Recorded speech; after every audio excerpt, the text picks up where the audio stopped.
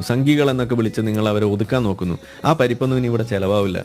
അങ്ങനെയല്ല ഇവിടെ കാര്യങ്ങൾ നേരെയാവുക. അതുകൂടാതെ ഇവിടെ വേറെയും ബലറാമിന്റെ ഒരു സ്റ്റേറ്റ്മെന്റ് കണ്ടു. അത് പാലസ്തീൻ ഇസ്രായേൽ വിഷയത്തിൽ സംഘികളല്ലാത്ത എല്ലാവരും അവർ പാലസ്തീന്റെ കൂടെയാണ് എന്ന് കൂടി എഴുതി വെച്ചിരിക്കുന്നത്. എന്ത് ഓഞ്ഞ സ്റ്റേറ്റ്മെന്റ് ആണെന്ന് ഒന്ന് ആലോചിച്ച് നോക്കൂ. അതായത് ഏതൊരു വിഷയത്തിലും അതിന്റെ ഇരുവശങ്ങളും ചർച്ച ചെയ്യപ്പെടണം.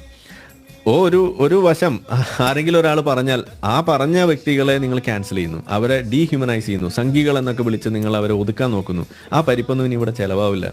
അങ്ങനെയല്ല ഇവിടെ കാര്യങ്ങൾ നേരെയാവുക. ഹമാസ് എന്ന് പറയുന്നത് തീവ്രവാദ സംഘടനയാണ്. ഹമാസ് തീവ്രവാദികളെ നമ്മൾ അക്ഷരം തെറ്റാതെ തീവ്രവാദികൾ തന്നെ വിളിക്കും. അതിൽ നിങ്ങൾ വിഷമിച്ചിട്ട് കാര്യമൊന്നുമില്ല.